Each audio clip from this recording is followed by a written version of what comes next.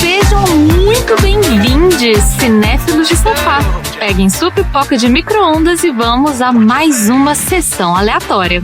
Nesse podcast, assistimos a um filme sorteado e falamos sobre diversas maluquices que surgem por causa dele. Por exemplo, música muito boa, sauna e câmeras fotográficas analógicas.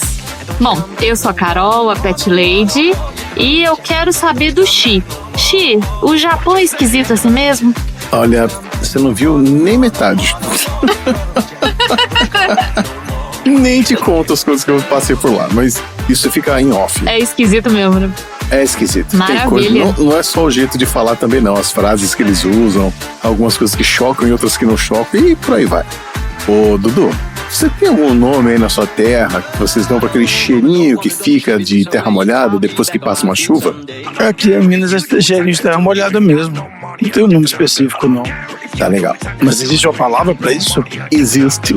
Olha aí. Saberemos. Ô, Tom, Diga.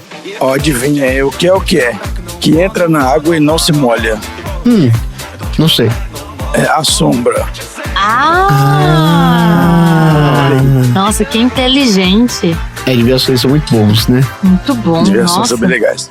Carol, qual é a melhor hora do dia que você faz todos os dias? Eu acho que é a hora de tomar café da manhã.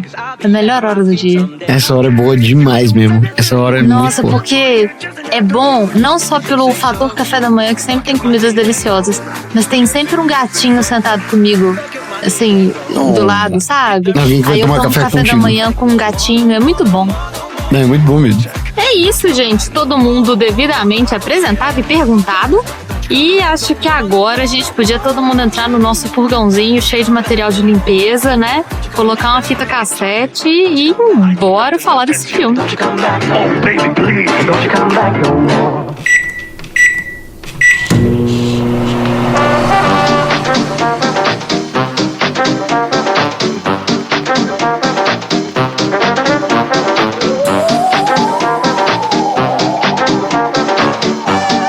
Sessão aleatória.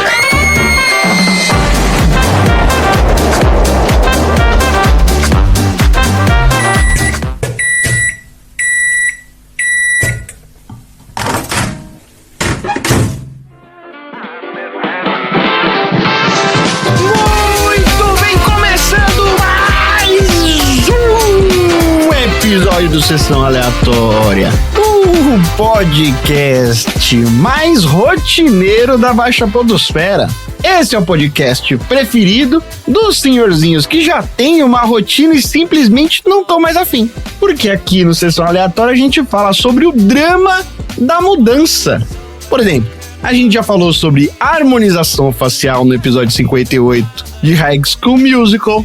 Já falamos sobre como é ruim morrer e perder o lugar para um sósia, como na teoria do Paul is Dead no episódio 78 do filme Os Suspeitos, e a teoria da excursão de Jesus pelo Japão no episódio 133 do filme O Homem da Terra.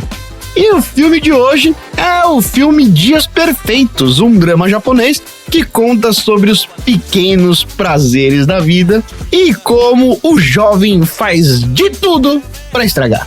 O filme é um drama lançado em 2023 e foi dirigido e roteirizado por um cara chamado Wim Wenders com a companhia do Takuma Takasaki. E o filme estrela os nossos grandes amigos Koji Yakusho e Omin Tanaka. Para falar um pouquinho antes de chegar nos grandes artistas do filme, falando sobre a carreira do diretor e o Wim Wenders. Eu achei esquisitíssimo que ele não passou por aqui antes. Ele é um dos mais importantes diretores alemães e uma referência no cinema de arte europeu.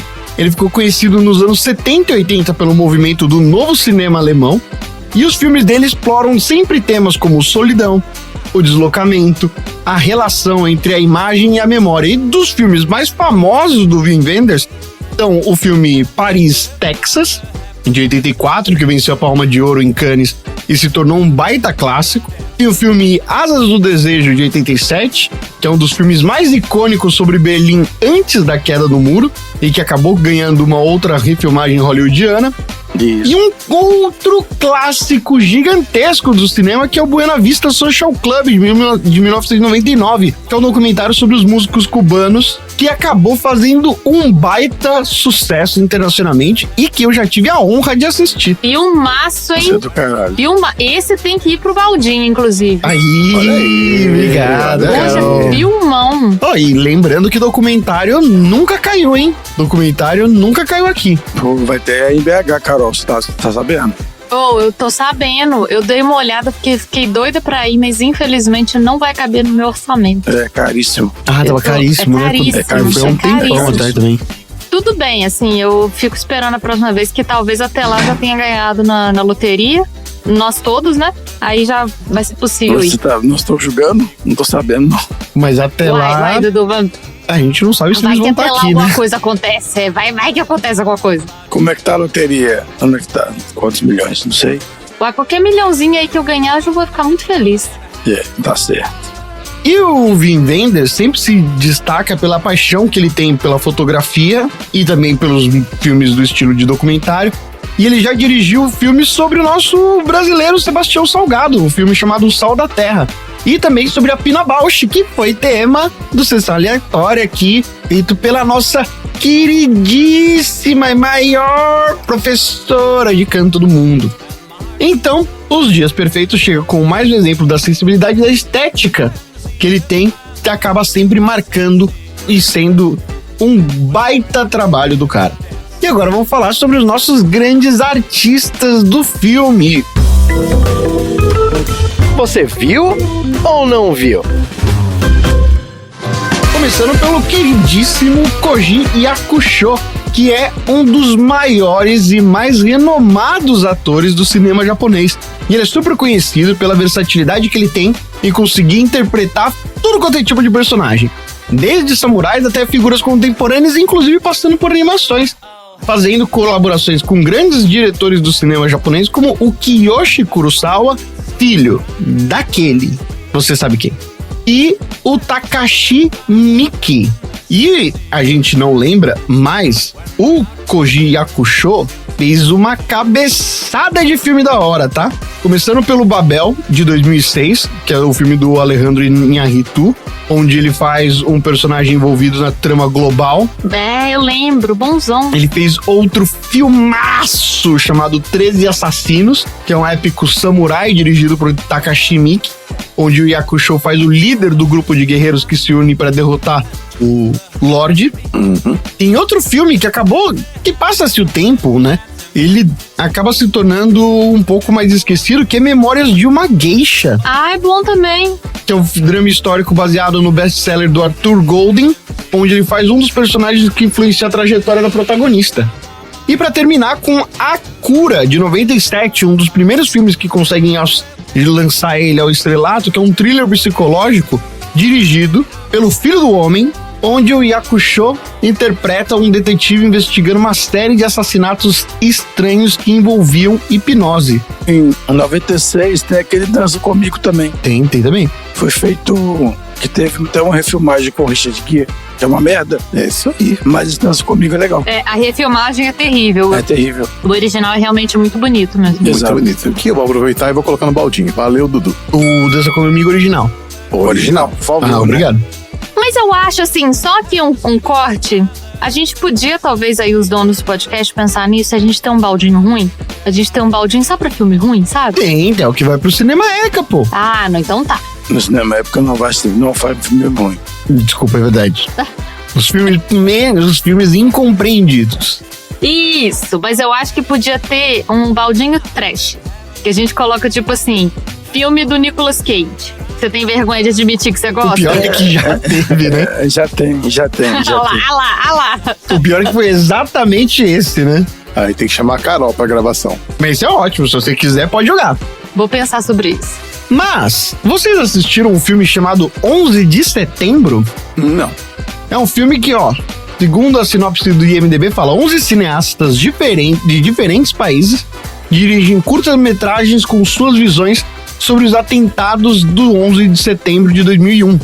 Cada segmento tem exatamente 11 minutos, 9 segundos e 1 frame de duração, trazendo perspectivas distintas sobre o impacto global do evento. Esse filme foi lançado no dia 11 de setembro de 2002, e a razão de cada uma dos curtas durarem 11 minutos, 9 segundos e 1 frame é a diferença entre um avião e o outro. Meu Deus, E ele tá lá no curta-metragem japonês. doido, mas não fiquei afim de ver, não. Não tinha ouvido falar desse filme, não. Então ele é uma espécie de Ricardo Darín japonês? Ele é. Ele é um Gerard Depardieu japonês? Isso.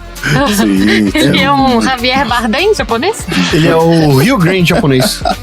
Ele é o Wagner Moura japonês? Wagner Moura japonês. Ele é isso. Entendi. Excelente ator, de verdade. Sem brincadeira agora. Ele é incrível. Ele é incrível, incrível, incrível. Só um minutinho, você vai perguntar sobre de onde veio, vai falar de onde veio esse filme?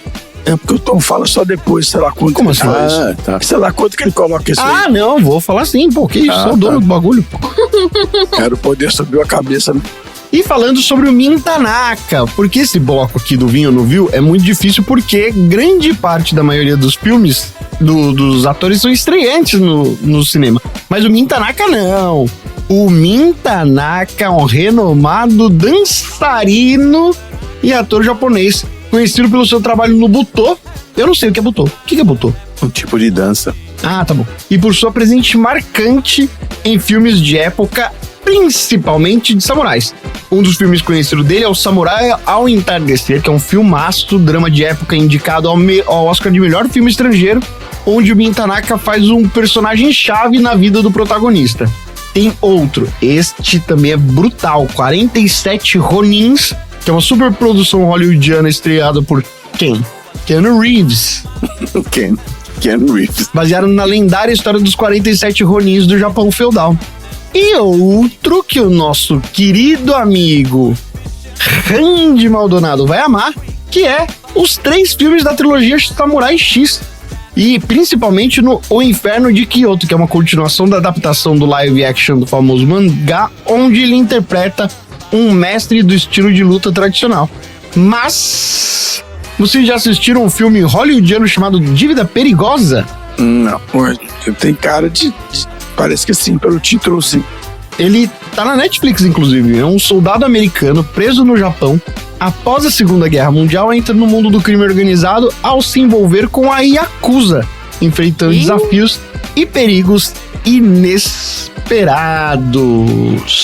Uau, não vi. E antes da gente chegar na sinopse do filme, agora que todo mundo sabe que o IMDb utiliza já integralmente o banco de dados do IMDb Zera, esse filme foi uma indicação do nosso querido amigo Xixi. Como você chegou nesse filme? Eu sou mestre da dicção. Mestre da dicção. Esse filme saiu de uma lista que eu fiz que se chamava Filmes Onde Não Acontece Nada, mas Entregam Tudo.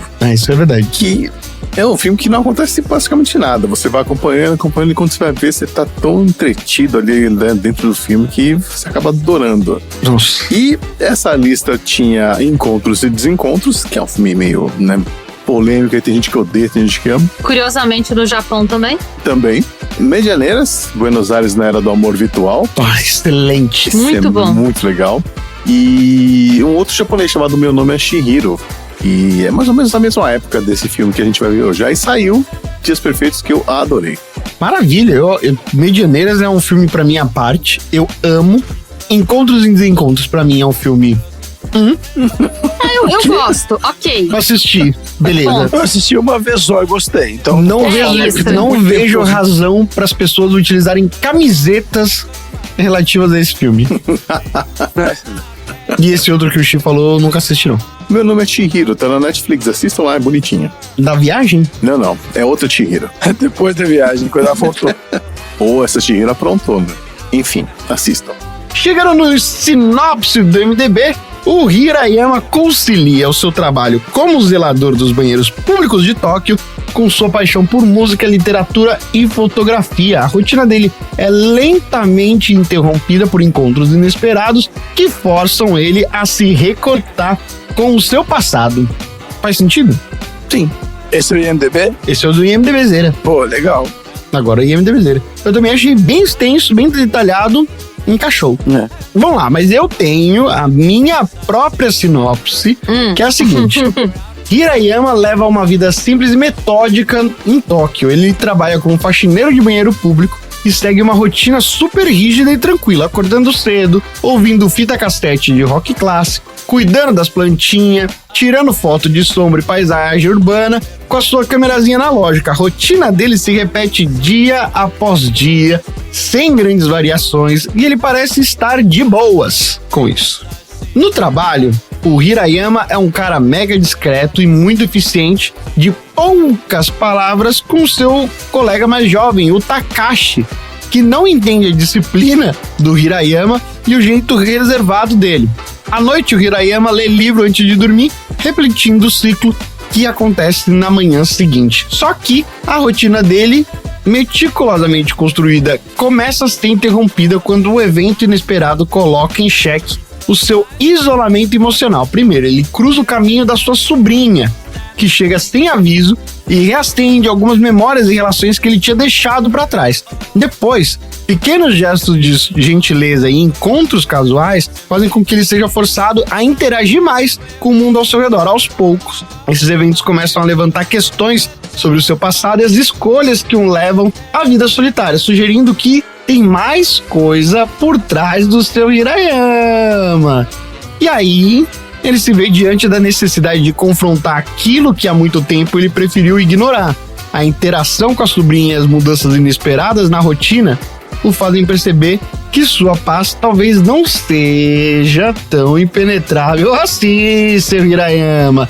À medida que o mundo silencioso dele começa a se expandir, ele precisa decidir entre continuar se protegendo do passado ou abrir espaço para novas conexões e possibilidades. Só que o que realmente levou o Hirayama à sua vida solitária?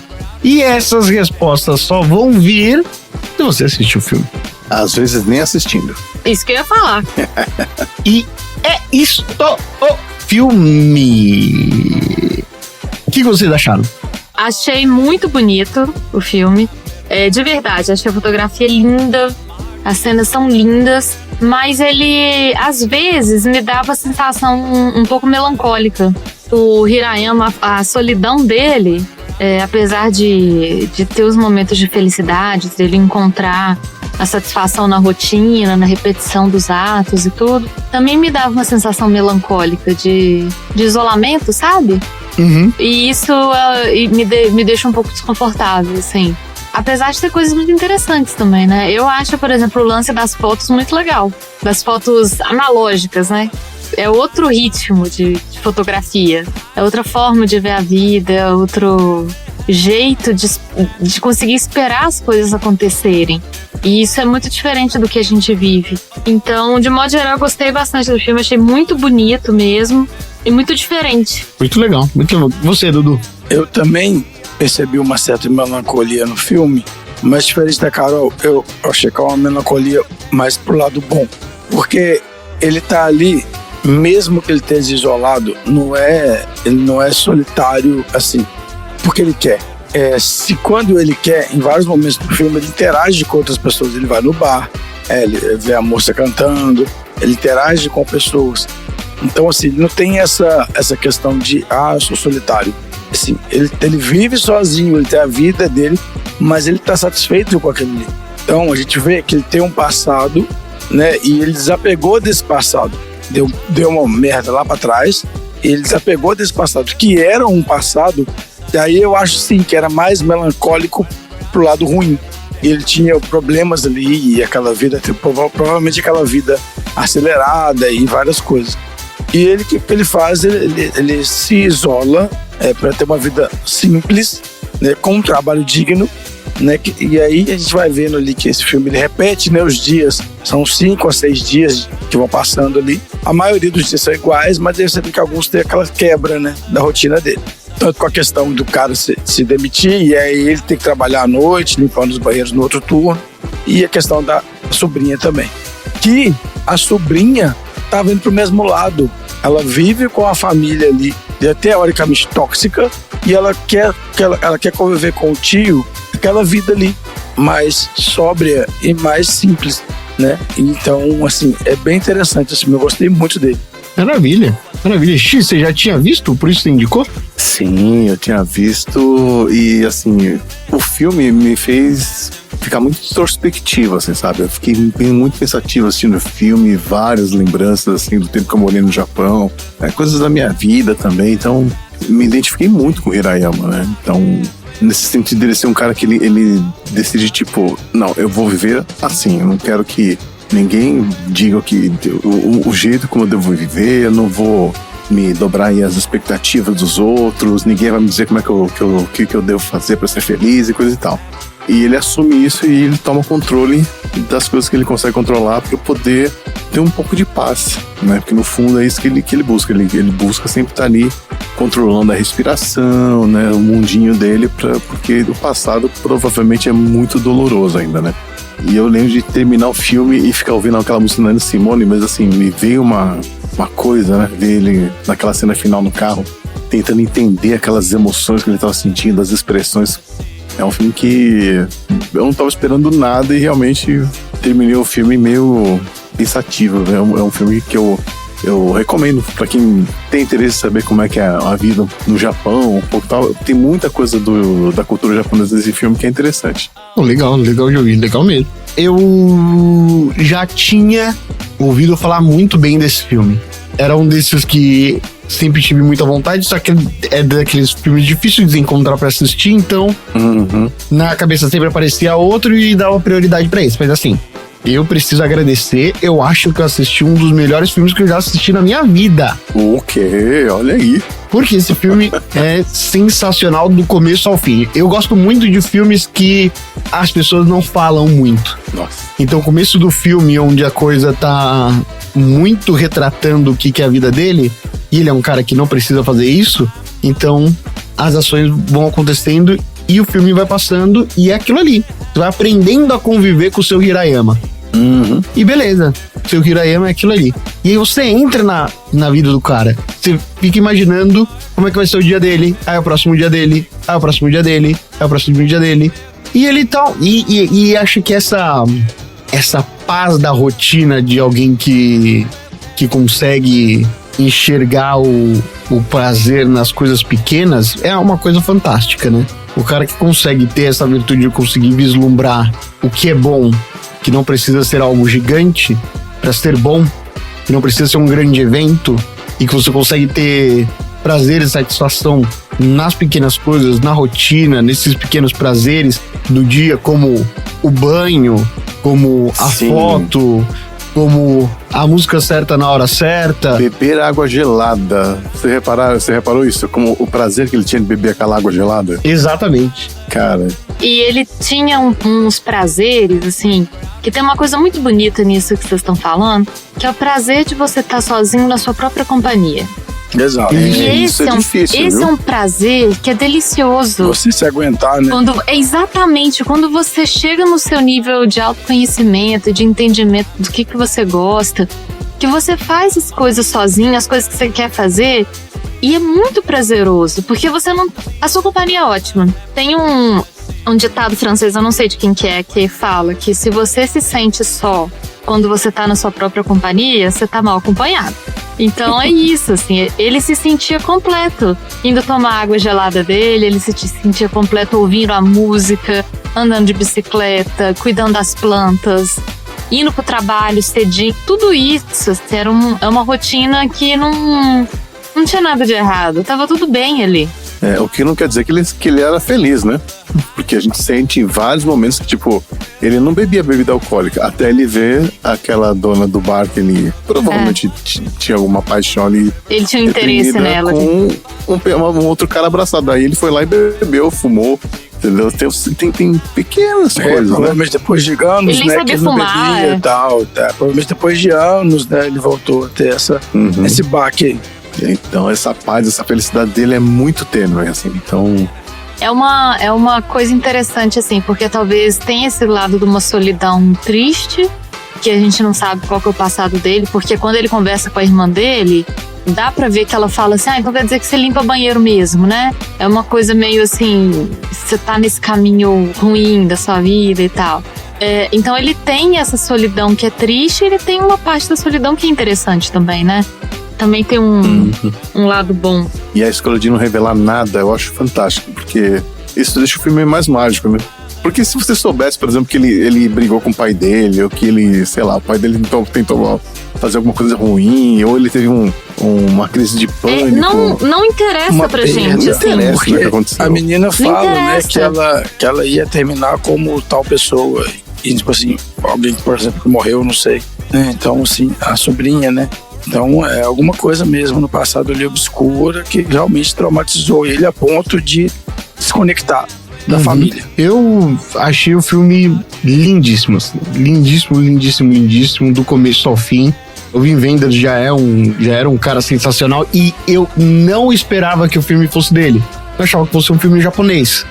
É verdade. Até porque quando eu comecei a ouvir sobre esse filme, as discussões eram muito sobre aquele outro filme coreano que a gente assistiu, Vidas Passadas. Vidas Passadas.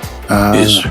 Então todo mundo falava sobre Vidas Passadas e Dias Perfeitos. Vidas Passadas e Dias Perfeitos. Eu falei, porra, tá aí, 2 filmes asiáticos bons, e não é, né? Mas o filme é wonderful. Vale a pena a todos assistirem. Eu assisti, e logo depois que eu assisti, eu indiquei pros meus pais assistirem. Assiste que vocês vão gostar. É um filme muito bom de assistir. Bicho pegou, tá sem grana, não sei o quê. Vai lá, dá uma assinadinha no MUBI por uma semana, só pra você apreciar o filme, e depois você cancela tranquilinho e assiste de graça. Olha o jabá aí. Tem boi. O MUBI é coisa boa. O MUBI vale mais a pena do que muita outra coisa aí. Utilidade pública. É. MUBI, patrocina não. Pô, patrocina mesmo, por favor.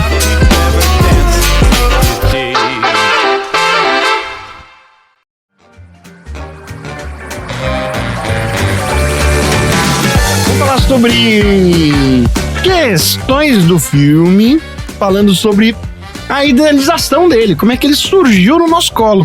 A ideia é que esse filme começou como um simples curta-metragem institucional e se transformou em um dos filmes mais aclamados do Wim Wenders nos últimos anos. O Dias Perfeitos surgiu como um convite do governo de Tóquio para que o cineasta realizasse um filme promovendo o Tokyo Toilet Project, que é a iniciativa dos banheiros públicos com conceito de design. Pô, aquele que a porta fica... ela fica opaca, né? É legal demais. Nossa, aquilo é muito maneiro. Incrível. Então, a ideia era só fazer um documentário falando sobre esses banheiros e sobre a lógica desses banheiros, sobre a qualidade arquitetônica, sobre o design. O cara falou, calma, peraí.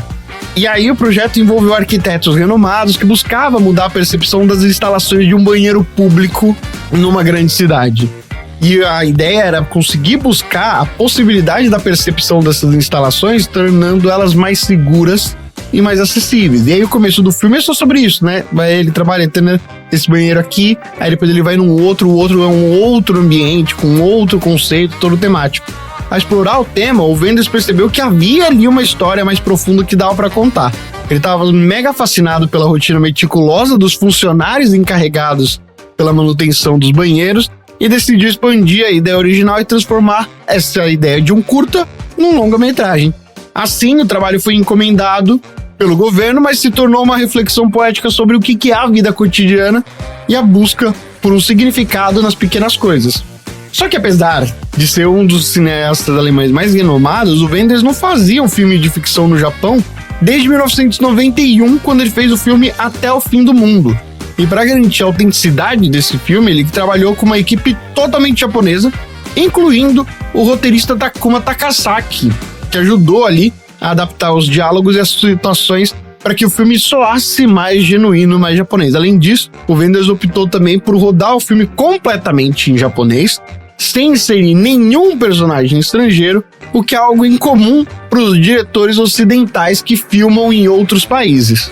A produção contou com o apoio financeiro de uma empresa chamada Mastermind, que é uma empresa japonesa voltada para projetos culturais, além do incentivo indireto do governo de Tóquio. O orçamento foi relativamente modesto para os padrões internacionais, só que a abordagem minimalista e o uso de locações reais reduziram bastante os custos, permitindo que o resultado visual impactante, sem extravagância, fosse a grande toada desse filme. E as curiosidades dessa produção é a seguinte: primeira, a atuação do Koji Yakusho. O seu Hirayama foi escrito diretamente para ele.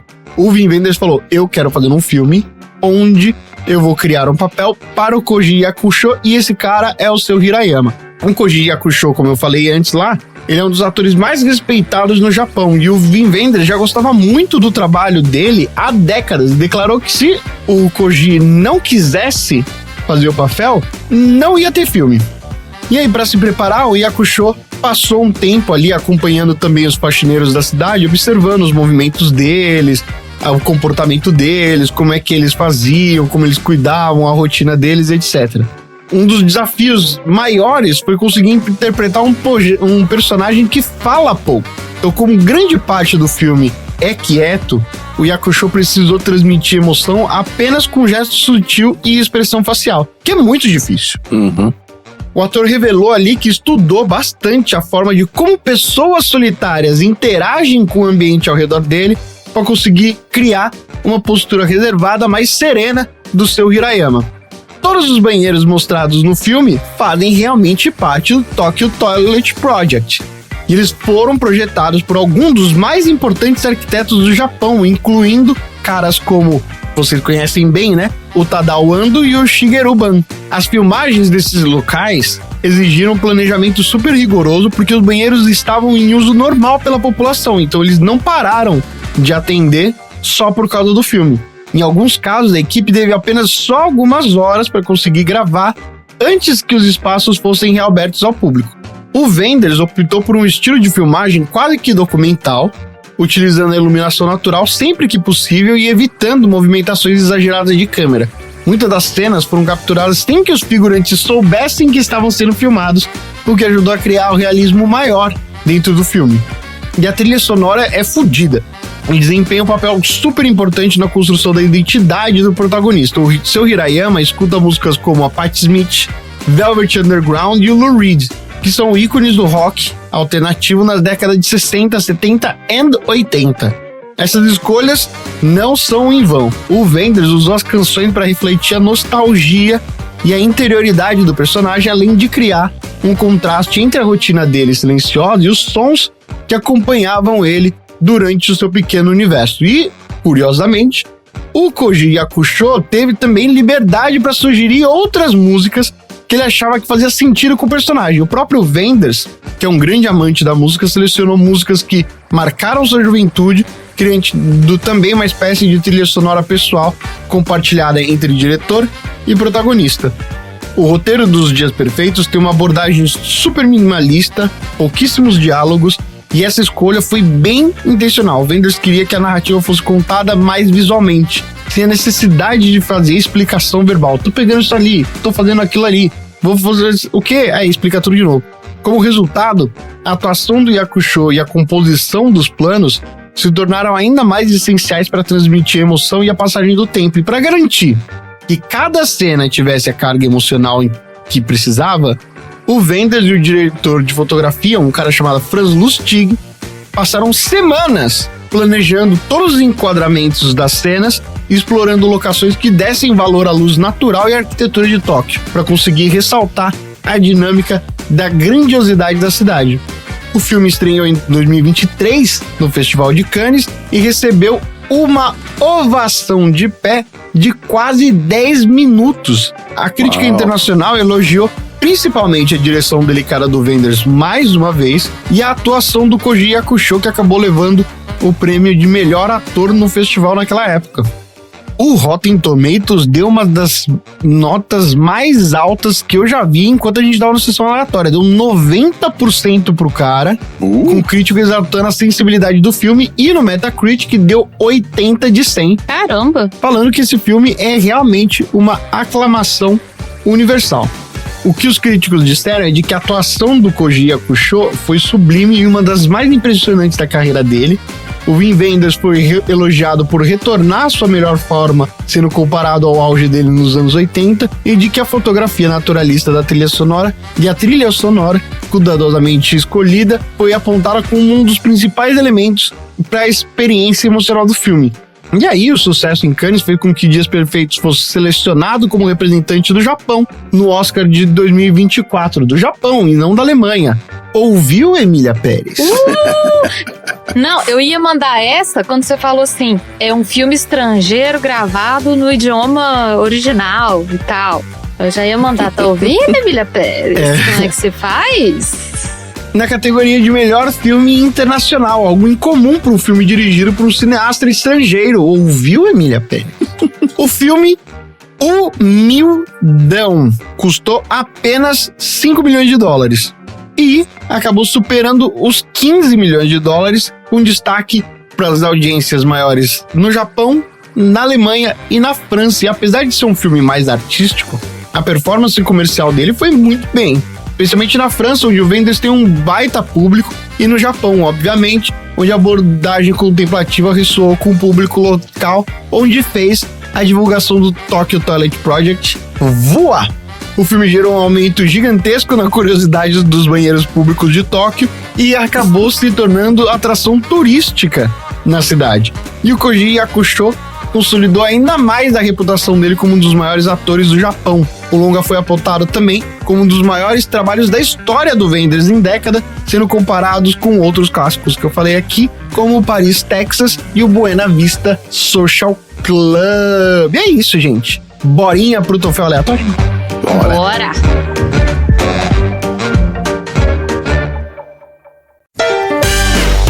Troféu aleatório.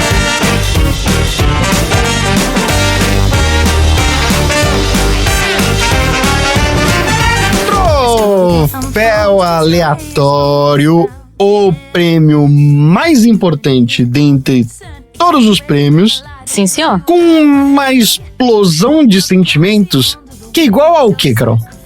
Olha, igual tomar uma água geladíssima num copo com muito gelo enquanto você espera a sua comida chegar. É bom demais, água muito gelada é algo fenomenal. Esse calor que tá fazendo, aí você pega aquele copo com a aguinha cheia de gelo, que delícia, que delícia. Hoje o Dudu não pode tomar água muito gelada. Eu só Não tomo pode, água Dudu. gelada. Mas hoje você não pode. Mas eu só tomo água gelada. É por isso que tá do jeito que tá. Não, eu tô do jeito que eu tô, porque eu tô gripado. E qual é o troféu de vocês, Xi? Qual é o seu troféu? O meu troféu é o troféu Geração Z de Relação Trabalhista, que vai pro Takashi, que simplesmente apertou o botão de foda-se e deixou o Hirayama na mão depois de pegar um dinheiro emprestado ainda e não ter trabalhado Nossa, absolutamente velho. nada. O Takashi vagabundo, né, velho? Puta que pariu. Muita cara de pau. E você, Dudu? Qual é o seu troféu aleatório? Meu troféu podia ter pelo menos um banquinho. Vai pra casa de banho, onde o pessoal toma banho de cócoras. Porra, pelo menos um banquinho ali, né, gente? Já tomei banho assim, gente, é uma delícia. De cócoras. Ai, aquela sauna parece tão gostosa, nossa. Mas é tipo assim, e com o vizinho do lado tomando banho também? Sim, sim. E tudo ali, tudo não é da à minha- vista ali. Eu não sou Tudo fã, à não. vista. Gente da gente. Não participo, não. Não gosto. Carol. O meu troféu aleatório é o troféu Ronivon de poucas palavras para o senhor Hirayama. Ele acabou de ganhar esse troféu, que é importantíssimo, porque ele realmente... Por que o Ronivon? Porque o Ronivon, ele leu uma pergunta enorme de um ouvinte ou telespectador, e ele responde apenas Significa. com... Significa. Significa. Pouquíssimas Significa. palavras. O senhor Hirayama, e tem hora que tem coisa que ele nem responde. O Takashi fala um monte de coisa por ele nem responde. Pouquíssimas palavras. Mas não é uma delícia se comunicar assim, gente? Só com um Significa? olhar, uma risadinha. Eu acho libertador, Chi. Eu adoro não precisar responder as pessoas. Significa. A pessoa que fala tanto quanto eu deveria aprender mais a ficar quieta, a gastar menos as minhas palavras. O meu troféu Scooby-Doo do século XXI vai pra Van, da sobrinha do seu Hirayama. É incrível, cabe tudo lá dentro. E o troféu Eu Não Tenho as Manhas, que foi a aflição a hora que o seu Hirayama tá lá na sauna, na bunda de todo mundo, e aí ele dá uma leve mergulhada até o nível dos olhos, assim, e depois emerge novamente. Eu falei, seu Realmente. Hirayama, eu não tenho as manhas. Não dá Não, mas vamos lembrar que você toma banho, Não, primeiro não. sentadinho, depois você fica de molho lá. Tá tudo né? certo, Então, tá tudo certo. Eu entendo toda a logística, entendendo toda a logística, Mesmo eu assim. não tenho as manhas. Mesmo assim, Não. é complicado. Não dá, não tanco. Eu não tenho as manhas. é complicado. Eu morro de curiosidade que aqui perto de casa tem um balneário, que é um lugar tipo assim, Tipo uma É sauna. uma casa de banho mesmo? É. Banho turco. tipo assim, exatamente assim. Nossa, eu fui num banho turco na Espanha. Eu também fui, Carol. Você foi também? Você foi aonde? Nossa, foi um banho árabe, né, na Espanha. Foi É. maravilhoso. Foi uma das coisas mais, assim, rainha que eu já fiz. Foi um luxo mesmo. Foi maravilhoso. O que tem no banho árabe? Um monte de piscina aquecida. Mas não é piscina, né? São tipo umas Banheira. banheiras, São assim. níveis de calor diferentes da água, né? Exatamente, a água tem bem quente, média, tem frio, e aí tem massagem, e aquela massagem agressiva que parece que tá apanhando da pessoa. Sim. Adoro. Nossa, incrível, foi maravilhoso. Aí óleos essenciais, Tinha uma banheira de água salgada pra você? mas tinha gelada, água gelada Tinha? tinha, e era no inverno. É, na minha tinha, e eu, como gateiro, eu vou já dar aqui a dica. Você que é gateiro, que vive cheio de arranhões, não entre na piscina de água salgada, tá? Nossa, cara, que ideia. Que ideia. Eu gosto do desafio de entrar em piscinas muito geladas. Ah, isso tem também. Eu entro em todas as águas, assim, eu adoro água de forma Eu geral, também adoro então águas. praia do Rio de Janeiro, que a água é fria, eu vou de boa, não tem nenhum problema não. Eu até prefiro água fria do que quente. Às vezes você tá lá no Nordeste, no calorão, um sol danado, É, e aí você vai entrar E na a água água é quente. fria. A água do Nordeste é quente, exatamente. Aquele calor Aí você não danado. refresca. Então, assim, Exatamente. Eu gosto também da água mais. mais pra fresca. Maravilha. E quem é que vai entregar esses troféus? Ah, pode ser. Olha, tem tão poucos personagens nesse filme que... Lavadores de banheiros de bicicleta. Ou então naquela van lá que cabe um monte de troféu, né? Pode ser na van.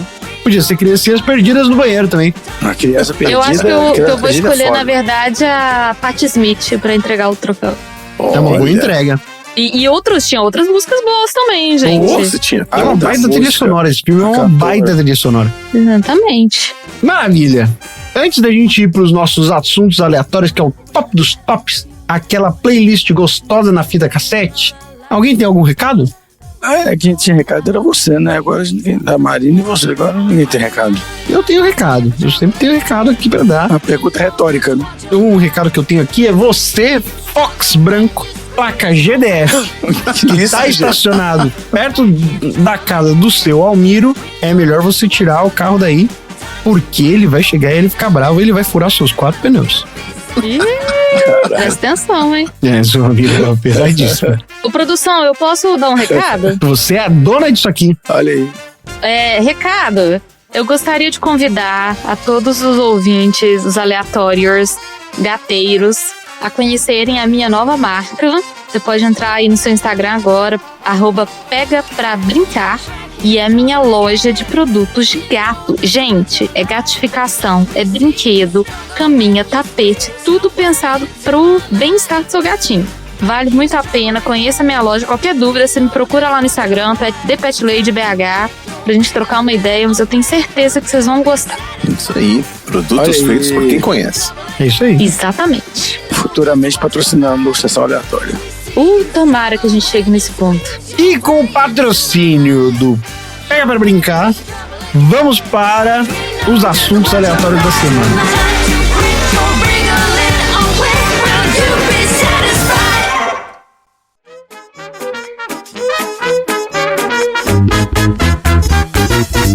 Xi, você que é o dono do filme, é o dono também do primeiro assunto. Quem dera ser dono desse filme. Bom, no filme a gente viu um momento que exemplifica bem, né? Um conceito japonês chamado komorebi, que é uma palavra que não tem equivalente em português. Qual a palavra? Desculpa. Komorebi. Komorebi. Que é aquele desenho, né? Que é feito pela luz, passando entre as folhas das árvores, dos galhos das árvores, né? e que nunca é igual. E assim como Oreb, existem muitas palavras em outros idiomas por aí que não existem no português, e o mesmo vale para palavras em português que não existem em outros idiomas. E se você pensou na palavra saudade, saiba que você está equivocado, porque existem palavras com o mesmo significado ao redor do mundo, inclusive a palavra saudade faz parte do galego e tem o mesmo significado. Olha aí. Não, mas Olha, peraí, trazendo deixa eu informação. contar, Xi. Não, ô Xi, mas o galego é basicamente igual ao português, então não vale a pena. Não vale. Não vamos entrar nela. Galego e português é a mesma coisa, gente. Você Onde que conversa se com a fala pessoa galego? falando em galego, você entende tudo. Na Galícia, Na que é a Galícia. região norte da Espanha. Ah, é quase Eu não português? sabia. Eles Gente, os galegos e os portugueses que moram na fronteira ali, eles conversam tipo assim, eu falo galego, você fala português e a gente se entende. É tá realmente bom. muito parecido. Olha. Aí faz sentido realmente existir a palavra saudade, porque deve ter a mesma raiz em algum lugar aí, né, Xi? É, a mesma raiz. E vocês sabiam que por ano são criadas cerca de 5.400 palavras novas, Oi. a maioria em inglês? É mesmo? Um exemplo recente é a palavra Brexit, por exemplo. Só que nem todas acabam sendo incorporadas aos dicionários porque não tem um número suficiente de pessoas usando essas palavras e elas vão desaparecendo. Mas como é que a gente cria palavras novas? Existem várias maneiras de fazer isso, eu vou dar um resumão aqui rapidinho para nós. Primeiro temos os processos de derivação, que é quando a gente coloca um prefixo ou um sufixo, ou até retira partes das palavras que já existem para criar novas. Então, por exemplo, infeliz ou felicidade. Outro exemplo, entardecer, que tem prefixo e sufixo. Ou a gente pega a palavra perder e tira o er e vira perda. E a gente também pode mudar a classe gramatical das palavras. Então a gente pode pegar um substantivo e usar como verbo, como por exemplo o verbo jantar. Também existem os processos de composição, que é quando a gente junta duas palavras, tipo guarda-chuva e vinagre, que é a junção de vinho e acre. Sabiam dessa? Olha aí. Não tinha ideia Não sabia disso. mesmo. Pois é, vinagre vem de vinho e acre. É porque o vinagre é um vinho estragado, né? E acre significa isso? Acre é amargo, Acre é azedo, amargo. é amargo, né? Uhum. Ah, tá bom. Temos também os neologismos, que são palavras criadas para dar significado para alguma coisa que ainda não existe, né? E isso pode ser feito de diversas formas. A gente pode, por exemplo, pegar uma palavra que já existe e dar um significado novo para ela. Por exemplo, o verbo linkar, que a gente pega o link, né, de endereço de internet e usa como verbo linkar. Outra maneira de criar palavras novas é usar do empréstimo, né? Que é pegar uma palavra e usar de forma que ela não era usada. Pode ser um regionalismo, pode ser um termo técnico, uma gíria, pode ser uma palavra estrangeira. Por exemplo, a palavra outdoor que a gente usa aqui no Brasil não é uma palavra inglesa, mas não é a palavra que eles usam lá fora. Lá fora eles chamam de billboard. A gente que inventou de chamar de outdoor. Temos também o cálculo linguístico. Isso aqui é a tradução de uma expressão que vem de uma língua estrangeira. Então a gente pega e traduz literalmente. Por exemplo, arranha-céu, que veio do inglês skyscraper, que foi criado porque não tinha nenhuma palavra em português, né, que se referisse a esse tipo de edificação. E uma outra maneira bem divertida de criar palavras novas é o processo onomatopaico, onde as palavras são criadas a partir da imitação do som. Então você tem aí, por exemplo, atim, tic-tac, corococó e por aí vai.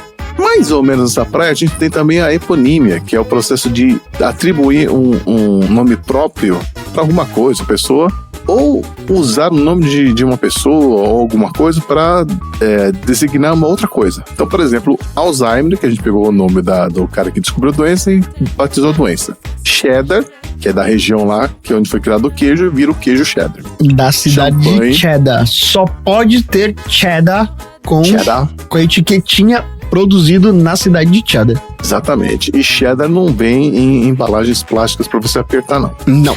Eu ficarei extremamente decepcionado se quando você chega na cidade de Cheddar não tiver um grande queijo como portal da cidade. Uma palavra pode ser formada também por portmanteau, ou seja, você combina o som e o significado de duas ou mais palavras. Você pega, por exemplo, a palavra brunch, está combinando ali breakfast e lunch. E tem formas híbridas, né? Que você pega palavras de elementos de idiomas diferentes para fazer uma palavra nova. Por exemplo, a palavra sociologia é uma mistura do latim sócio e do grego logia. E esses processos todos, eles acontecem em todos os idiomas ao redor do mundo. Mas o que eu gosto mesmo é de aprender palavras em um idioma que explicam coisas muito, mas muito específicas e que provavelmente não aparecem em outros idiomas. Ó, eu trouxe aqui alguns exemplos pra gente discutir aqui. Eu quero saber se vocês já sentiram a necessidade de usar essês palavras ou se vocês já passaram por situações onde essas palavras eram perfeitas pro que vocês queriam dizer. Começando com uma palavra inglesa, que é judge, que é tornar alguma coisa mais interessante, mais atraente, fazendo pequenas alterações ou colocando poucas coisas a mais ali. Você dá um juge.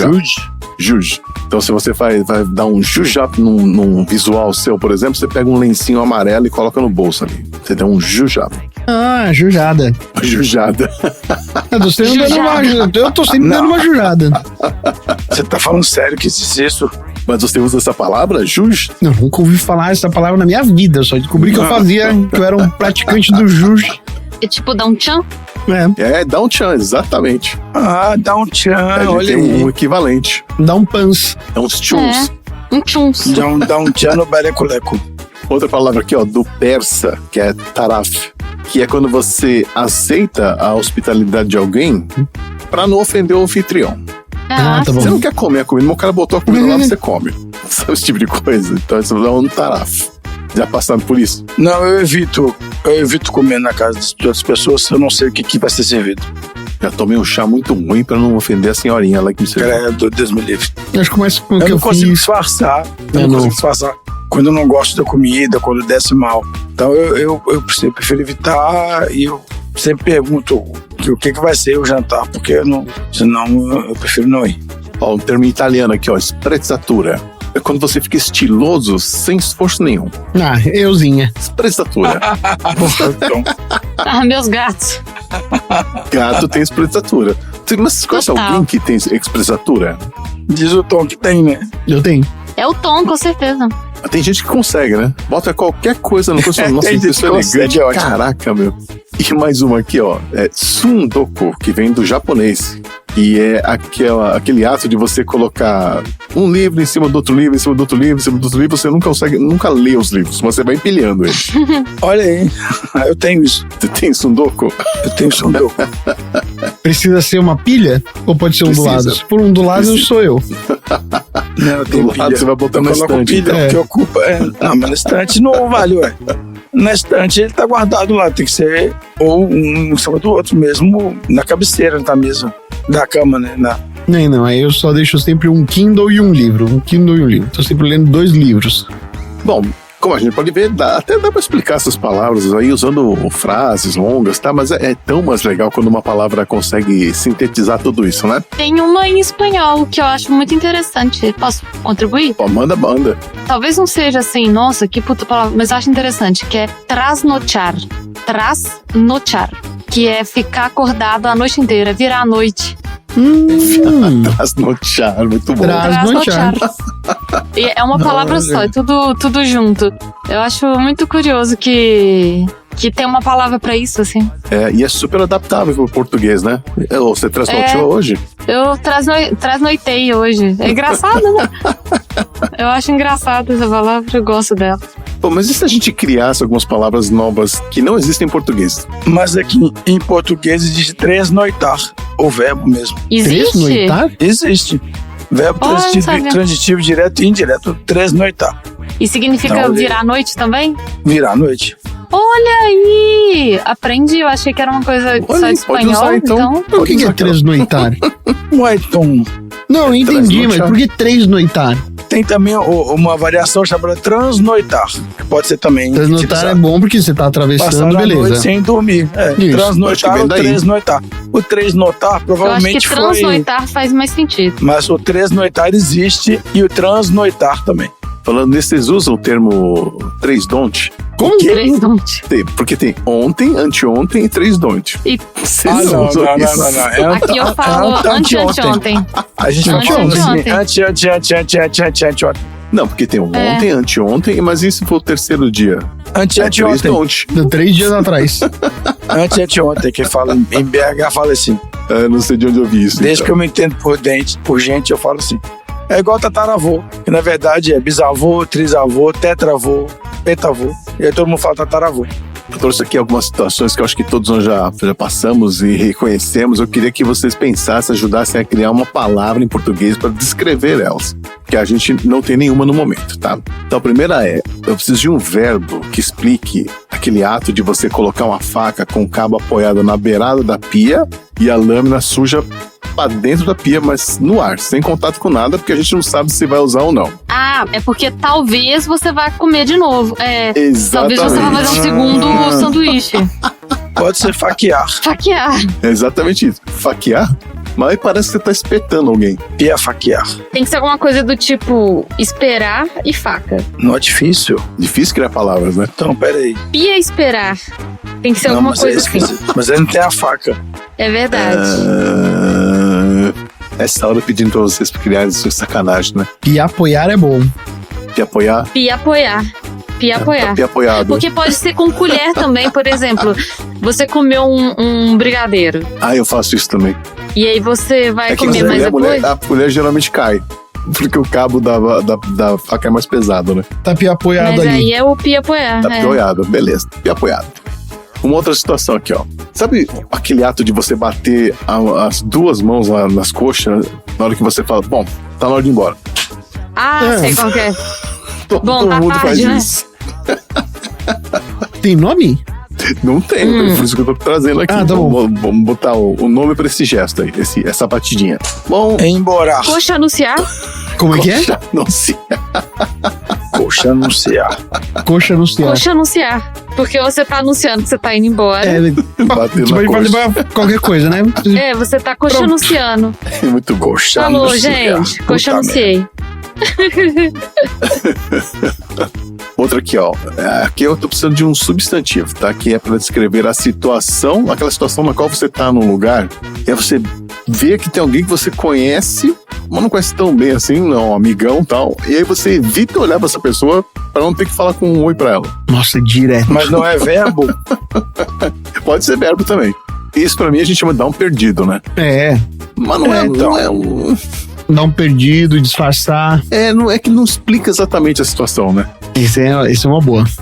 Que você desvia, né? Você desvia o olhar na hora. Você tá olhando pro outro lado, passou do teu lado e você tava olhando pro outro lado e não viu. Difícil. Difícil. Então, deu uma trolhada. Trolhada. Porra, velho. Trolhada é foda, hein? Trolhada é Trolhei maravilhoso, pro outro adorei. lado. E a última aqui, ó. Vamos pensar no nome pra aquela sensação, aquela satisfação que te dá quando você encontra um uso pra uma coisa que você estava guardando há anos. Falou, um dia eu vou usar isso. E aí aparece as chances perfeitas pra você usar aquilo. Isso é muito... É uma sorte enorme.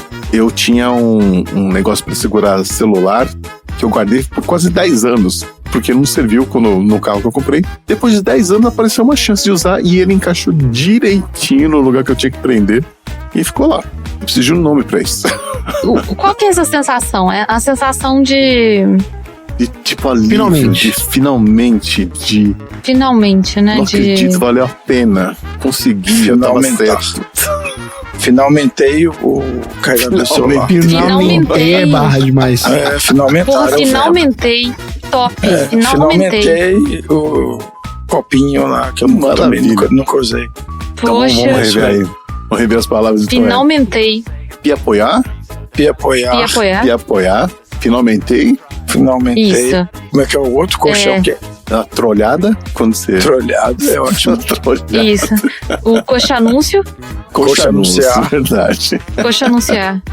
Exatamente. Maravilha. Tá ótimo. Olha aí. Achei Quem que disse fomos vocês são inteligentes. aleatórios num- Eu também amei. Alguém anotou Isso isso aí. aí, gente? Aproveitar. Alguém anota isso, por favor, pra eles poderem. Anotem e Recapitular. usem, porque senão vai desaparecer, gente. Exato. Era esse o meu assunto de hoje. Maravilha. Vamos pro próximo assunto aleatório? Bora. Bora.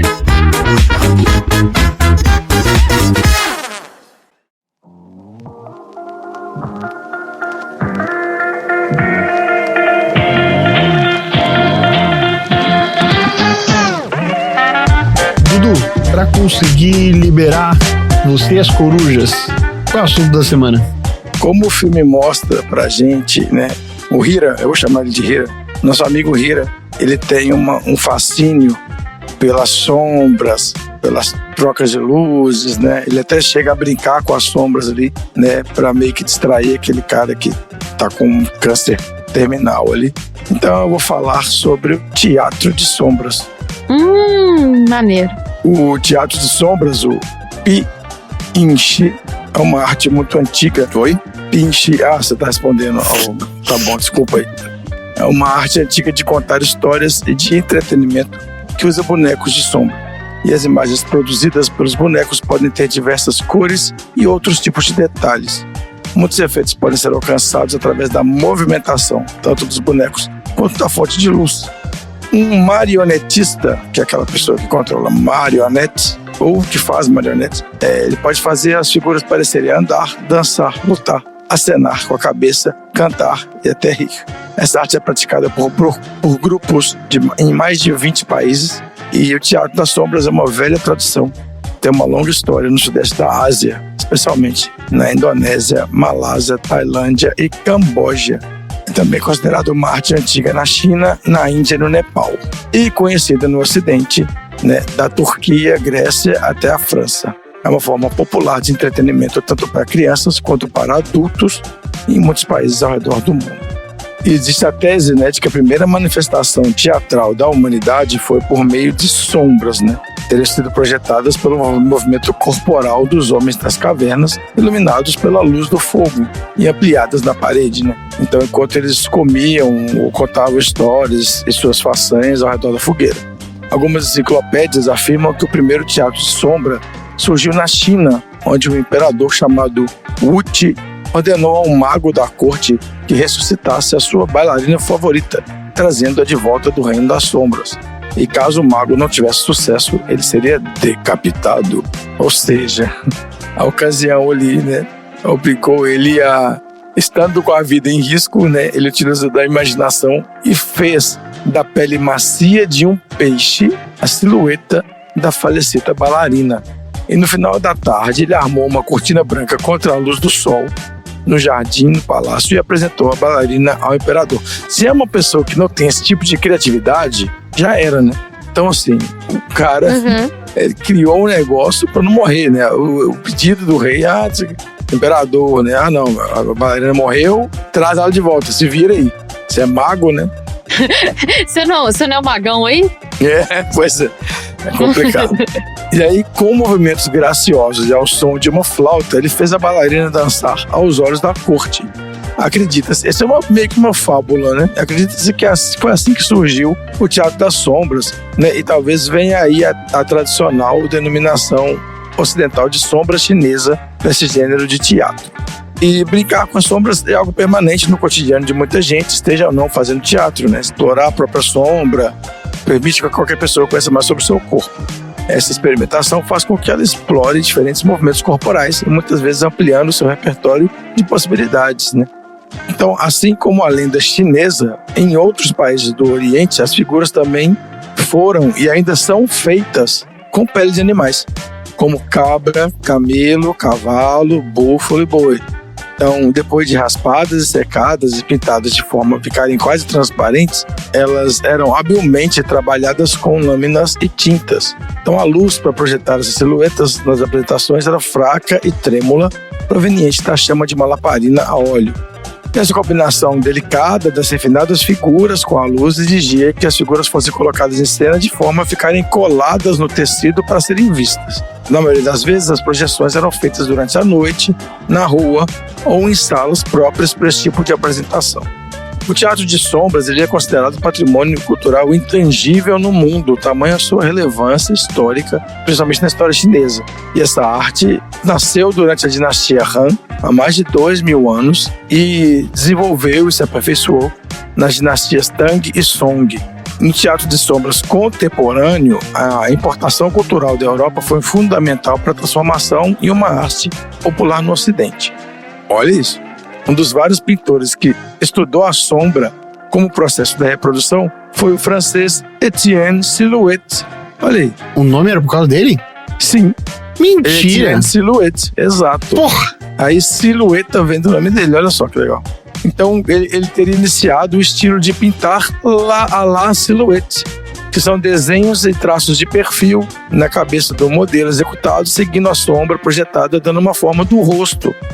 E eram representados na forma de contornos mais ou menos nítidos em negro sobre um fundo claro. Uma forma rápida e segura de registrar alguém em uma época em que a fotografia não existia e a pintura realista era cara e rara. Por volta de 1780, um dramaturgo chamado Dominique Serafin ficou conhecido ao escrever, desenhar silhuetes e encenar em obras de teatro e sombras chinesas, introduzindo essa arte na França.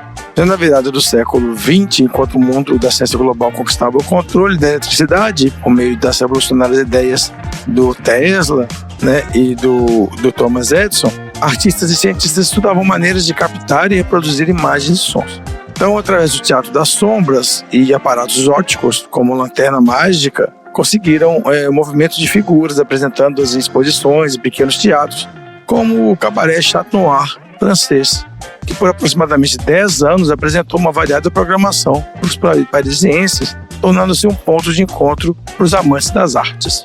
Esse auge do Teatro das Sombras como arte e entretenimento não durou muito, pois na mesma época os cientistas e artistas americanos, franceses, italianos e alemães descobriram e inventaram quase simultaneamente os primeiros aparelhos ópticos e sonoros, impulsionando a indústria dos primeiros serviços de entretenimento, oferecendo projeções como lanternas mágicas mais potentes, mecanismos que simulavam o movimento natural através de truques ópticos, oferecendo fantasmagorias em aparelhos e máquinas de visualizar, e as novas tecnologias da fotografia, logo dando origem também à captação de imagens e às projeções de imagens sequenciadas, dando início ao cinema como conhecemos hoje. Isso aí por volta de 1895. A manipulação da sombra para o espetáculo exige que os atores tenham precisão e sincronia em seus movimentos e falas, o que exige ensaio, talento e dedicação. No Brasil existem representantes com mais de 10 anos de trabalhos ininterruptos aí, com referência a Teatro das Sombras. A companhia de grande referência que inova em pesquisa, investe em formação e produz diferentes frentes de trabalhos é a companhia Teatro Lumbra, de Porto Alegre, reconhecida pela qualidade estética e técnica sofisticada.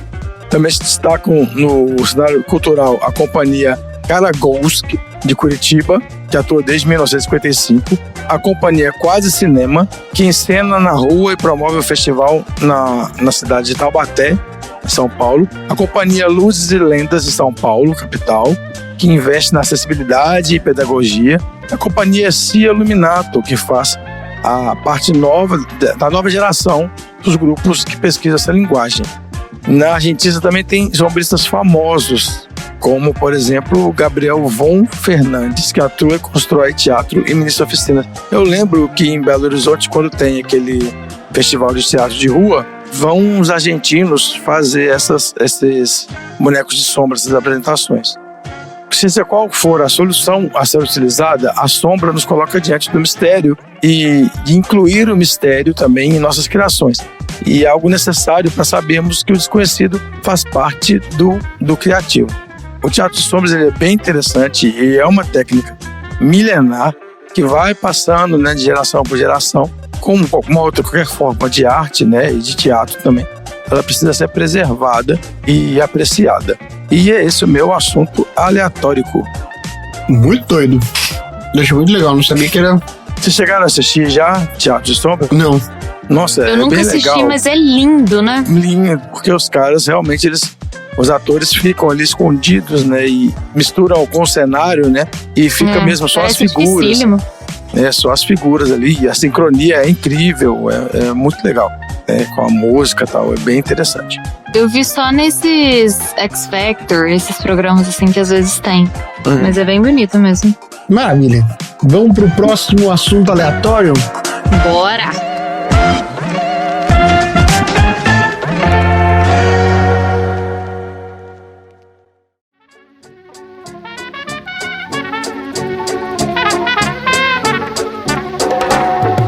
Vamos agora para o último assunto aleatório da semana. Carol, o microfone é todo seu. Bom, ao contrário do Dudu e do Chi, que trouxeram assuntos aleatórios, não só interessantes, mas também, assim, eu acho positivos, o meu assunto aleatório é bastante triste, na verdade. Mas fala um pouco da cultura oriental e eu quero aproveitar a presença do Chi hoje para explorar um pouco isso, se ele souber também alguma coisa, enfim, do assunto aleatório e quiser complementar. Vamos de Bad Vibes Cast. Bad Vibes Cast. Olha aí, Carol. Baseado aí no que a gente viu no filme e sobre também o que a gente falou um pouco da solidão, dessa certa melancolia, né, do personagem principal, eu quero falar de um fenômeno que foi primeiro identificado no Japão, mas hoje já existe em outros países orientais, que é um fenômeno chamado hikikomori. Não sei se vocês já ouviram falar, se o Chi já ouviu falar disso, mas é um transtorno mental, que hoje é classificado como um transtorno mental, que ele é marcado pelo isolamento social grave, atinge especialmente jovens. E o isolamento social não é, assim, ficar dentro de casa. É o jovem que não sai do quarto. Ele se tranca no quarto dele e ele não sai pra nada. E fica assim por anos. Pra nada mesmo, né? Deixa claro que é pra nada mesmo. Mesmo. Nem necessidades físicas, nem comer, nem nada. Como assim? Não sair pra nada. A família faz uma portinha pra passar comida pela porta. A pessoa faz necessidades num baldinho, num pinico, e a pessoa não sai. Isso, gente. É um tipo de transtorno mental que é o isolamento extremo. Foi pensado que era um problema, uma síndrome japonesa nos anos 90, mas já foi estendendo para outros países asiáticos. Hoje já é um problema grave na Coreia do Sul também, por exemplo. E as raízes desse problema, por que o hikikomori tem a ver com o Japão e tem a ver com os países asiáticos? Pela cultura excessivamente focada em transformar o jovem em bem-sucedido. A cobrança extrema dos pais, que o jovem seja bem-sucedido, que o jovem trabalhe exaustivamente, que você termine a escola e você vá para uma faculdade de renome, que você seja médico ou advogado, enfim. Então que é uma cobrança social tão extrema que tem jovens que sucumbem e eles simplesmente não saem de casa. Eles abandonam tudo. Ainda bem que eu mudei o meu assunto aleatório, porque eu ia falar do karoshi, que é quando o trabalhador japonês trabalha excessivamente até morrer, literalmente. Olha isso. Aí ia ficar muito bad vibes. Mas ainda bem que eu mudei, porque não ia ficar legal no episódio. Tem tudo a ver com o hikikomori, porque é uma cultura, a cultura japonesa, ela é muito calcada em alguns aspectos nessa excessividade do trabalho, né? Nesse trabalho até morrer. E o hikikomori, ele vem nessa esteira de cobrar do jovem uma performance excessiva. E aí são jovens que normalmente têm transtornos de ansiedade social, tem tudo a ver com vícios em jogos digitais, vício em pornografia, a vida exclusivamente online, a falta de interação com outras pessoas, a vergonha da família de ter um jovem mal sucedido, sabe? De ter um filho que não é o padrão do que a sociedade espera. Então esses jovens, eles começam a se isolar e a família isola eles juntos, assim, e finge que eles não existem. Ou contam para as outras pessoas que, não, meu filho tá estudando nos Estados Unidos. Mas, na verdade, o filho tá enfiado dentro de casa, sabe? Dentro de um cômodo, né, na verdade. E, enfim, e agora já tem se espalhado por outros países da Ásia. E eu acho extremamente triste. É extremamente triste, assim. É mesmo. E me lembrou muito isso quando eu comecei a ver o filme e ver o personagem principal, que ele vive uma vida solitária, e talvez por opção dele, ele não tá 100% triste, ele não tá 100% feliz, ele vive uma vida normal, assim, né? Com os momentos de melancolia e os momentos de alegria. E me lembrou um pouco isso, assim, dos jovens que são totalmente isolados na vida social. E realmente é um fenômeno muito focado em jovens, assim, da adolescência até os 20 e poucos anos, sabe? E hoje o que o governo do Japão estima é que cerca de 2% da população vive assim. Gente, é 1,5 milhão. Sério? É 1,5 milhão. Que isso, gente? E pós-pandemia isso piorou assim exponencialmente. Você sabe que quando eu tava no primeiro ano da faculdade de Sociologia, e uma das primeiras coisas que a gente foi estudar foi esse movimento lá no Japão, sabia? Olha aí. É. Há 20 anos atrás a gente falava sobre isso e muita gente naquela época utilizava a alcunha de otaku. Ah, tá. De que o otaku eram essas sociedades conectadas. Uhum. Eles não tinham o encontro físico, mas eles estavam sempre conectados online. Eles estavam sempre em contato. E aí eles estavam sempre em contato, só que assim, não era uma vida física, né? Então eles não percorriam distância, não tinham contato geográfico, eles simplesmente só dividiam uma sociedade virtual, completamente virtual. Então também não saía do quarto, fazia tudo em casa mesmo. Isso. Esse negócio é complicado. E era exatamente isso que você falou, Carol. Era tudo, até por isso, era exatamente tudo naquele ambiente. Meu Deus, é um transtorno depressivo mesmo, né? Agressivo também. É um transtorno, é um adoecimento psiquiátrico mesmo, né? E que tem uma raiz social enorme aí, conectado. Você sabe que isso, quando passa para a vida adulta, isso acontece até a velhice, né? Tem muitos japoneses, aliás, que morrem sozinhos, porque não tem parentes, não tem filhos, não tem ninguém para tomar conta, não tem amigos. Tem mais ninguém. E é comum acontecer no Japão de uma pessoa morrer e ficar semanas até alguém perceber que tem uma coisa errada. Pelo cheiro, né? Nossa. Pelo cheiro, alguma coisa, né? Ou pela correspondência. Eu tava vendo na Netflix, acho que era um nome de uma série chamada Sociedades Centenárias, e que tinham algumas prefeituras no Japão que davam um incentivo, davam uma bolsa para você morar perto do seu avô, ou morar perto dos seus pais idosos, de algum parente seu idoso, ou fazer o seu parente idoso morar perto da sua casa. Porque isso é importantíssimo para a saúde deles. É mais importante do que fazer exercício físico, por exemplo. Claro. Porque senão eles vivem isolados e esse isolamento social, sem ter com quem conversar, sem ter com quem se divertir, sem ter com quem desabafar, essas coisas, acabam levando ao adoecimento mesmo do idoso. Mas isso faz parte da nossa cultura aqui, né? A gente, quando tem os pais mais velhos, as pessoas trazem para casa, né? Os pais mais velhos. Assim, grande parte das pessoas. Na cultura japonesa também tem. Inclusive, é o filho mais velho que tem essa obrigação de cuidar dos pais. Ah, é? Mas tem muitos japoneses que a população japonesa está decrescendo, né? A maioria das pessoas resolveu não nem casar e nem ter filhos. Então, se continuar nesse ritmo, os japoneses mesmo vão desaparecer. Então tem muitos senhores de idade já que não tiveram filhos. E aí, se eles não tiveram amigos, a família se afastou da família, eles ficam sozinhos, né? Então, e tem muito brasileiro que foi pra lá trabalhar, que tá mais ou menos indo nesse caminho aí, sabe? A gente ouve falar de gente que simplesmente fica o dia inteiro no quarto, sem contato, sem amigos, sem nada, pede comida. É uma vida muito triste, né? É porque a sociedade japonesa é muito opressora, né? Então, inclusive, isso levou para um outro problema que é uma coisa que eu acho que só acontece no Japão. Que eles têm um serviço, tem empresas que prestam serviço para ajudar você a desaparecer. Nossa. É o Johatsu que chama. O Johatsu é isso. Você, por exemplo, vamos supor que você fracassou no seu trabalho e você tem muita vergonha disso. Então você paga essa empresa para fazer você desaparecer. Então vão te dar um outro nome, vão te dar um outro passado e você vai para uma outra cidade para se misturar lá com as pessoas que não conhecem você. Tipo um programa de proteção para quem não precisa ser protegido? Exatamente. Você troca de trabalho, de família, de nome, tudo.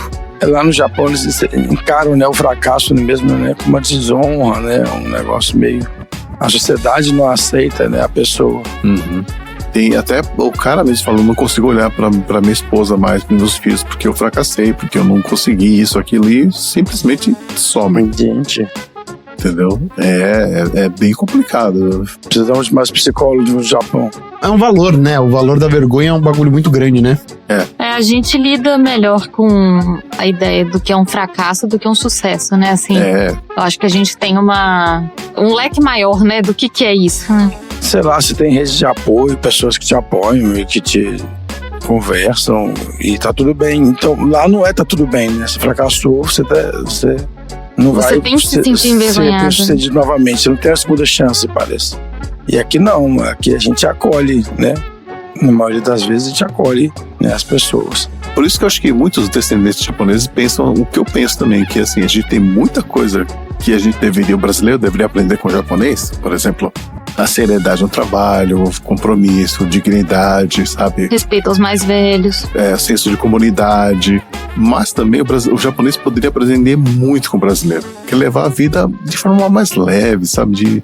De aprender realmente o que é importante. Tem tanto japonês que vem pra cá e pira, porque percebe que não estava vivendo. Estava só seguindo a cartilha. Aí quando vem pra cá e vê como é o brasileiro, como é que é a nossa sociedade, a nossa cultura, pira. E não quer voltar pro Japão mais. É um assunto aleatório, meio... Bad vibes. Bad vibes, mas é importante, né? É importante que a gente fale sobre essas coisas, gente. A vida não é só alegria, não. E eu acho importante falar também desse lado do japonês, que muita gente lembra muitas coisas boas, né? Tipo assim, você viu o japonês ali na Olimpíada, limpando o estádio, coisa linda e tal. Mas esquece de falar que japoneses também matam baleias, né? Tem todo esse japonês é super racista. Machistas. Extremamente machistas. Defenderam o Terceiro Reich. Exatamente. Até hoje não falam nada do que eles fizeram na Coreia, eles não assumem os problemas que a passagem deles durante a guerra lá causou. Então, assim, tem esse lado também que eu acho que precisa ser falado também. E quais foram os aprendizados da semana? Carol, o que você aprendeu essa semana? Eu aprendi que a gente precisa andar um pouco mais devagar, né? Assim... Na manha. Eu tô... ter as manhas. Talvez não ter as manhas de abrir o olho debaixo da banheira na sauna, mas ter as manhas de viver um pouquinho mais tranquilo. Sem pressa, apreciando sua água gelada, apreciando as sombras, as plantinhas, né? Isso aí. Eu aprendi que eu faço parte do teatro de sombras, né? Pianchi. É verdade. Eu aprendi que toda vez que eu vejo alguém que eu não quero ver, eu dou uma trolhada. É verdade. Verdade. Eu aprendi que os galegos também sentem saudade. Eles sentem saudades também. E eles têm uma outra expressão também que é bonitinha, que é murrinha. Vocês já ouviram falar isso? Não, murrinha. Mas murrinha é um cheiro ruim, né? Um cheiro... mas é diferente, né? No galego. Em galego significa tristeza, melancolia, saudade da terra. Meio murrinha. É como se fosse realmente uma saudade também, é murrinha. É bonitinho, né? E é galego esse. Aqui murrinha também menos é teimosia, né? Se fica aí murrinhando e tal. É verdade. É teimosia. Eu já ouvi muito murrinhando e também o negócio do meio fedendo, assim, aquela murrinha de cachorro, assim. De fedendo, exatamente. Aquele cheiro de cachorro molhado. Dá uma murrinha. Por falar nisso, deixa eu fechar o arco aqui. Lá no começo eu perguntei pro Dudu qual era o nome do cheirinho que fica quando a terra fica molhada depois da chuva. Murrinha. O nome é petricor. Murrinha. Petricor. Petricor. Petricor. Ai, que nome bonito. Tá aí, dica pra você dar o nome pro seu gato. Podia ser o nome do meu filho. Petricor é o filho da Carol, então, o futuro filho da Carol. Petricor, vem cá. Então é isso. Chega por hoje. Fala tchau, gente. Tchau. Não é assim?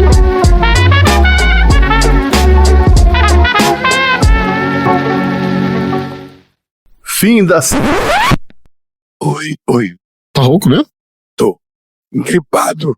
Porra, mas você tá nesse nível? Nesse nível. Então não dá, né?